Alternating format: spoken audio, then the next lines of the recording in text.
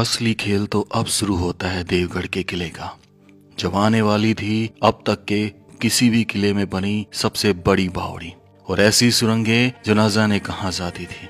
तो हमने इस भाग में प्रवेश किया एक कमरे से जो बहुत प्राचीन और विशेष लग रहा था।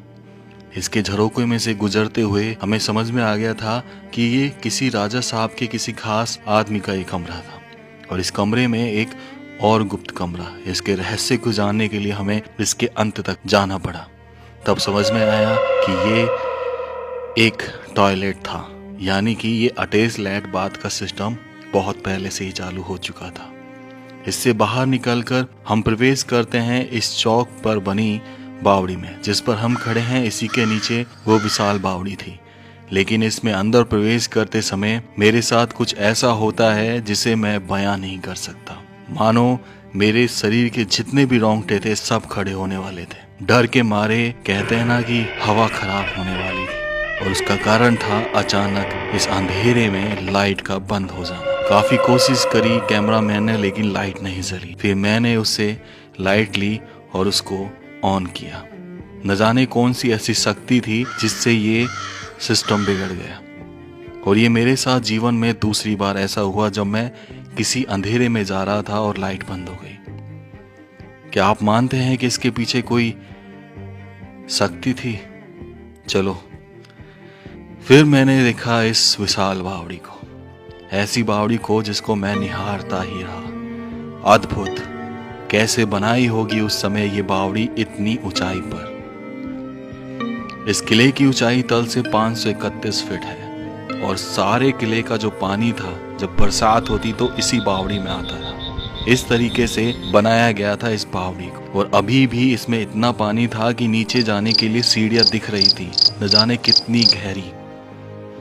ये तो हम नहीं नाप पाए, पर लगभग 10 फीट और 15 फीट तक गहरा हमें नजर आ रहा था। और भी यानी कि वाकई में ये बहुत विशाल बावड़ी थी और बहुत ही अद्भुत। मैं बस यहाँ से जाना नहीं चाहता था, लेकिन वापस निकलकर एक और अद्भुत चीज इंतजार कर रही थी। इस चौक पर बना एक ये छतरी नुमा जगह। समझ नहीं आया कि आखिर ये क्या था। शुरू में तो लगा कि शायद कुछ मंदिर टाइप का रहा हो, लेकिन जैसे जैसे हम पास गए तो समझ में आया कि कुछ न कुछ तो था इसके अंदर जो इसे रहस्यमय बना रहा था। मैंने कैमरा डाल के देखा तो हमें नजर आती है एक ऐसी सुरंग जो न जाने कहां जाती है। बहुत गहरी थी, जिसमें उतरना इम्पॉसिबल नहीं था। इम्पॉसिबल था हमारे लिए, क्योंकि उतर भी जाते तो ऊपर आ नहीं सकते थे। लेकिन कुछ तो राज था जो इस छतरी के नीचे दफन है। क्या था वो राज, ये मैं नहीं जान पाया, और ये कहाँ जाती है सुरंग ये भी नहीं बता सकता था। अगर मैं चला भी जाता तो कोई गारंटी नहीं थी कि मैं वापस आता, इसलिए मुझे ऊपर से ही वापस आना पड़ा। इसी चौक में सामने था राजा का दरबार, वो दरबार जहां राजा का सिंहासन लगा करता था, जिसे नीले कलर के नेचुरल कलर से पेंट किया गया था, जो आज भी ऐसा लग रहा था मानो कल ही पेंट किया गया हो। और यहाँ पर हर कमरे के नीचे एक तहखाना। न जाने ये तहखाने क्यों बनाए जाते थे, और मैंने एक एक करके हर तहखाने को देखा। अद्भुत और बेमिसाल, यही कहना चाहूँगा मैं, और रहस्यमय, जिसका रहस्य शायद यहाँ के राजा साहब अपने साथ ले गए। और ये वो छतरी थी जहाँ सिंहासन लगा करता था, और यहीं से इस किले का पीछे का सैन्य बुर्ज दिखा करता था, ताकि नजर रखी जा सके कि पीछे क्या चल रहा है। कोई हमला तो नहीं कर रहा, कोई आक्रमण का प्लान तो नहीं बना रहा। इसी छतरी के ऊपर अभी भी वो पेंटिंग बनी हुई थी, जिसे बनाने में शायद कई दिन लग गए होंगे या कई महीने। बेजोड़ कलाकृति, जिसे देखकर हमारा दिल बहुत खुश हुआ। लेकिन ये तो कुछ भी नहीं था। इसी राजा के सिंहासन से मैं ऐसे खुफिया कमरे में जाता हूँ जब मैं समझ में नहीं आता कि ये हो क्या रहा है। आखिर क्या है इस किले का राज जो राज पे राज बना जा रहा है। एक से दूसरे, दूसरे से तीसरे, और तीसरे से जब मैं चौथे में पहुंचता हूं तो एंड होता है एक टॉयलेट पर, और वो टॉयलेट जहां से इस जगह के नज़ारे प्राप्त होते थे।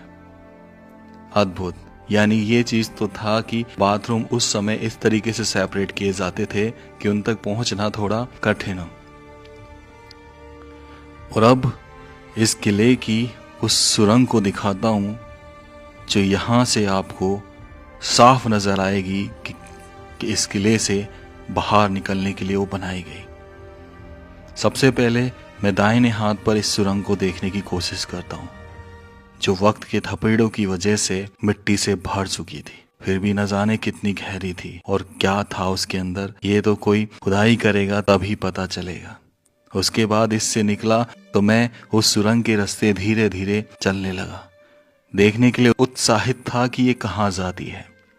और जैसे मैं पीछे पहुंचा समझ आया कि जो कहानी हम सुनते आते थे वो अक्सर में कहानी नहीं थी, वो एक सच्चाई थी। ऐसी सच्चाई जिसे हम आज देख रहे थे कि अगर किले पे आक्रमण हो तो एक सुरंग ऐसी भी बनाई जाती थी जो उस किले से, उस शहर से, उस नगर से आपको बाहर निकाल सके। और उसका रास्ता यही था जो यहां तक तो था, उसके बाद आगे टूट गया। कैसा लगा आपको ये किला, है ना रहस्यमय। अब इस किले के व्लॉग को अंत करने का समय आ गया। मैं जानता हूँ बहुत सारे लोग अभी तक देख रहे होंगे और कह रहे होंगे कि अभी और, लेकिन आप जितनी गहराई में जाओगे वो डूबते चले जाओगे और आपको एहसास भी नहीं होगा कि ये चीजें कैसे हुई। ये नहीं जानता अंत तक कौन देखेगा, क्योंकि सारा खेल अंत तक का है। जितना एंगेजमेंट उतने ज्यादा व्यूज। लेकिन अगर आपको वीडियो वाकई में अच्छी लगी हो, का सपोर्ट मिल सके और इस वीडियो को आप सफल बना सकें, please give me super thanks.